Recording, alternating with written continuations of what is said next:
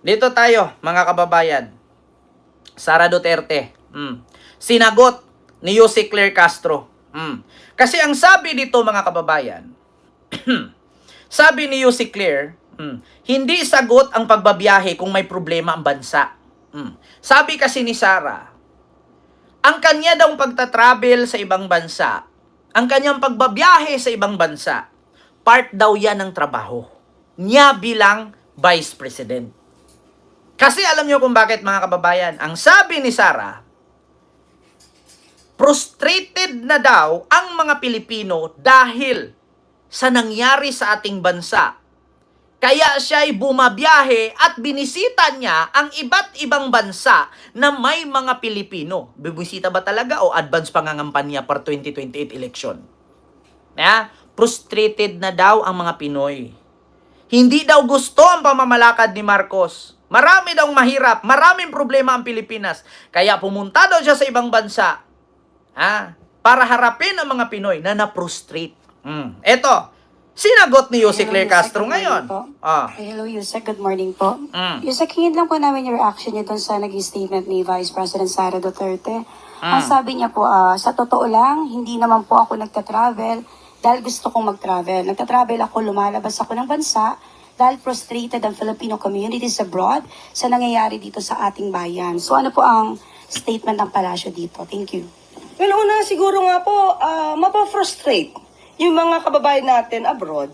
Dahil ang Pangulo po ay nasa Pilipinas, nagtatrabaho, inaayos yung mga problema, at lumalaban sa mga anomalya at korupsyon. Samantalang ang Vice Presidente ay madalas na nasa personal trip at hindi po sagot ang pagbabiyahe para masolusyonan kung may problema man ang bansa. Hindi po trabaho ng Vice Presidente at wala po sa konstitusyon na kailangan siya magbiyahe para siraan ang Pangulo at para hilingin sa taong bayan ang pagbagsak at pagtanggal sa pwesto ng Pangulo. Unang-una, dahil pag pinatanggal po ang Pangulo sa kanyang pwesto, ang makikinabang po dyan ay ang Vice Presidente.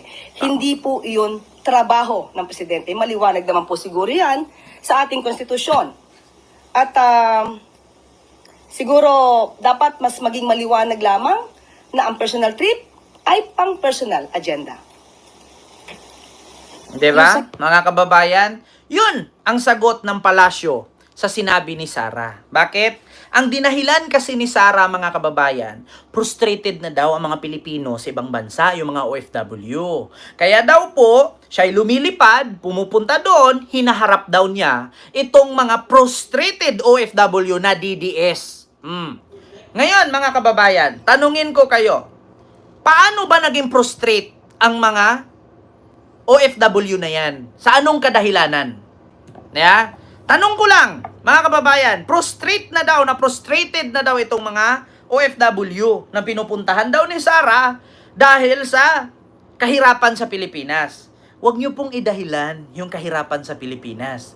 Kasi bakit? Hindi po ako naniniwala, Sara, na naghirap ang Pilipinas. Mas inuna nyo pambili nyo ng load, pang TikTok at panggawa ng fake news kaysa sa pambili ng bigas? Paano kayo masasabing naghirap ang Pilipinas, aber? Hindi ako naniniwala na prostrate ang mga Pilipino. Dahil mahirap ngayon na si Marcos ang presidente. Saan ka nakakita na mahirap inuna pambili ng load kaysa pambigas?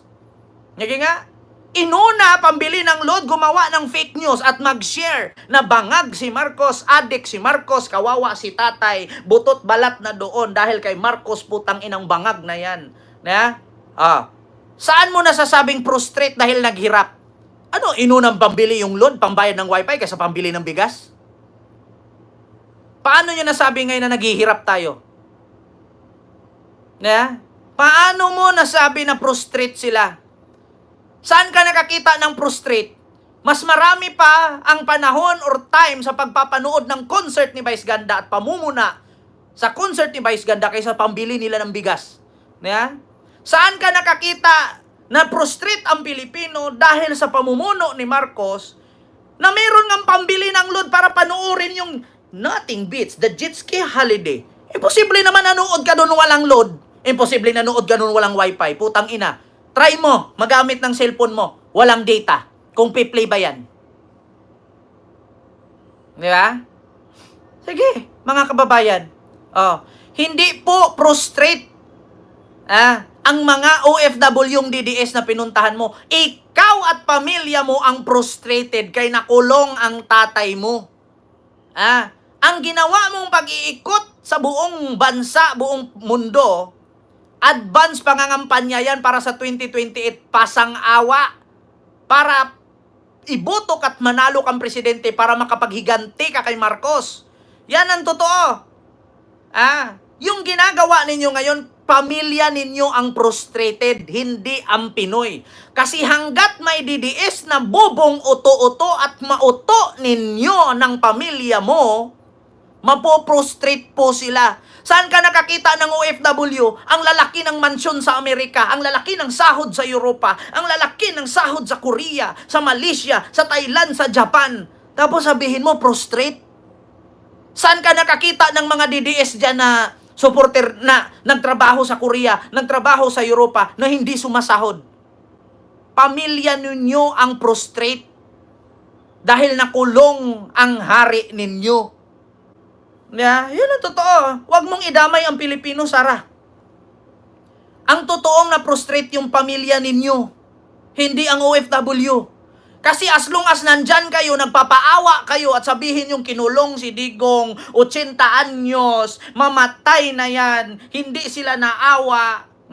Sa Pilipinas, kapag 80, papauwiin na yan. Bakit hindi i-house arrest? Kawawa naman dating presidente na nambudol ng war on drugs. Yung mayaman, sa pambubudol, sa kimi-kimirot na war on drugs. Tapos sasabihin, frustrated OFW.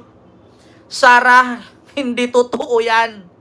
Kung frustrated ang Pilipino dahil naghirap sila sa Pilipinas dahil sa pamumuno ni Marcos, pero ba't ang dami nilang load para makapag-share at galit na galit pa nga sila kay Vice Ganda? Anong unahin nila? Yung pambili ng load? Para gumawa ng komento sa video ni Vice Ganda kaysa sa pambili nila ng bigas? Paano nyo nasabing frustrated? Anong klaseng frustration yan? Mahirap? Walang bigas? Walang makain? Pero ang daming pambili ng load, pang post sa TikTok? Sa Facebook? Pagpakalat ng fake news? Yan ba ang unahin ninyo? Anong unahin niyo? Pambili ng load para magkalat ng fake news? Or pambili ng bigas para makakain? Okay, maniwala na naghirap ang Pilipinas, mga kababayan. Hindi po ako naniniwalang mahirap ang Pilipinas, putang ina. Hindi ako naniniwala. Bakit? Basihan ninyo yung views ni Vice Ganda sa concert. Tignan ninyo yung mga in-upload na video sa concert ni Vice Ganda na may jet ski holiday. Doon mo makikita na walang Pilipinong naghirap kung milyon-milyon ang views ni Vice. Saan ka nakakita na naghirap? Mas unahin nila pambili ng load para ulin yung video kasi siniraan si Tatay Digong nila. Ano unahin nila? Yung load pambili para mapanood o yung bigas para pangkain laman sa tiyan? Huwag kayo maniwala dyan. Huwag kayo maniwalang prostrate. Ang sabihin ninyo, pamilyang Duterte ang prostrated. Kasi yung tatay nila na yung pinakapuno, pinutol na, ugat na lang natira. At naghihingalong tumubo kasi matanda na. Huwag kayong paniwala dyan, prostrate. Hindi po sagot sa kahirapan ang pagtatravel. Ang sagot sa kahirapan para mawala ang pagiging mahirap, magtrabaho. Hindi iikot sa buong mundo at mangangampanya. Gising na ang tao. Yung sinabi ninyo, 1 million na wala sa subscribers, ay sa supporters, sa followers ni Vice, huwag po kayong maniwala. 19,800,000 po ang followers ni Vice. So, 100 to 200K lang ang nabawas. Yan ang nagpapatunay na unti na lang ang bobong DDS. Diba? Sabihin ninyo, frustrated, tigilan nyo kami. Ano yun? Saan ka nakakita ng frustrated, mas marami pang post na fake news? Mga kaibigan ko nga sa Facebook, mga kaibigan ko nga noon na mga vlogger puro Vice Ganda. Yung mga kaibigan ko nga na mga OFW dyan, sa iba't ibang bansa na mga DDS, na kaibigan ko noon, Vice ganda, vice ganda, vice ganda. Saan ka nakakita prostrate? Kung na-prostrate yan, dapat ang mga pinost nila dyan, buhay namin, walang makain, yung sahod ko, binugbog ako ng amo, walang binigay sahod sa akin, dili-dili, pinalayas ako, tumalon ako sa bintana. Yan ang frustration. Pero kung makikita mo naman sa mga OFW na kaibigan mong DDS, vice ganda, grabe ka makababoy kay tatay. O putang ina, bangag si Marcos. Saan ka nakakita ng prostrate? Prostrate sila sa kakapanisi, prostrate sila sa kakapanira dahil sa mga uto-uto sila. Yeah. Hindi sila prostrate. Ang totoong frustration yan yung wala akong sahod. Dili-dili. Binugbog ako ng amo ko. Kulang ang pakain sa akin. Hindi ako pinakain. Tatalon ako sa bintana. Tulungan niyo po ako. Yan po ang frustration. Pero pag nakita mo sa post nila, ay putang ina, vice ganda, binaboy si Tatay Digong, mahawa, yung yaman mo, hindi mo madala sa ibang lugar yan, no? Hindi mo madala pag namatay ka yan, o grabe ginawa ni Marcos bangag, hindi naawa kay BBM. Saan may bandang frustration dyan? Prostrate sila sa papaawa ni Duterte? Huwag kayong maniwala, mga kababayan, na frustration. Frustrated? Walang ganun. Tanga lang ang maniniwala dun. Saan ka nakakita? Pilipino na frustrate dahil sa pamumuno ni Marcos, kaya kailangan ni Sara lumipad sa ibang bansa, harapin ang mga OFW na na-frustrate or frustrated. So anong klaseng frustration yan? Anong klaseng pagka-frustrated yan? About ba sa buhay nila o about sa pagpapaawa ninyo? Kay Digong sa kanila. Biruin ninyo ha, I will tell you frankly, mga kababayan, TY Tigas, salamat po. Sushi Su, maraming salamat. Ito sa totoo lang, ang mga DDS na OFW na frustrate yan kay Duterte. Frustrated sila kay Digong. Bakit? Sa kakapaawa ng mga kapwa nila bubong DDS, kawawa si Tatay Digong. Tignan ninyo ang lalayo ng binabiyahe basta makapunta lang sa dahig. Tapos sabihin nyo, frustrate dahil kay Marcos, frustrate dahil kay Digong, dahil inuuto ninyo. Ang daming OFW doon na nakaginto pa, ang gaganda ng mga bag. Naka Chanel, naka Prada, naka Gucci, Michael Kors. Tapos sabihin ninyo, frustrated. Frustrate kay Digong. Yun ang totoo. Kasi binibilog ninyo ang utak nila eh. Tignan ninyo kung hindi nyo pag-usapan si Duterte. Kung patahimikin nyo yan hanggang sa mamatayan dyan at magi 40 days at 1 year anniversary, walang ma-frustrate. Saan ka nakakita na naging OFW ka tapos frustrated ka doon? Maliban na lang kung hindi ka sinasahuran, hindi ka pinapakain, pinalayas ka ng amo mo, binugbog ka. Yun, frustrated ang tawag doon. Pero yung mas may time pa sila na manood sa rally mo, hindi frustrate yan. Panguuto ang ginawa ninyo at advance pangangampanya yan para sa year 2028 election. Saan ka nakakita frustrated? Mas marami pang load kaysa sa pangbigas? Tigilan nyo nga ako.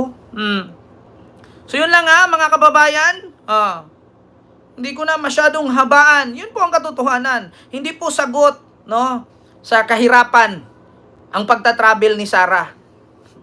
Sa pamilya lang po niya yan.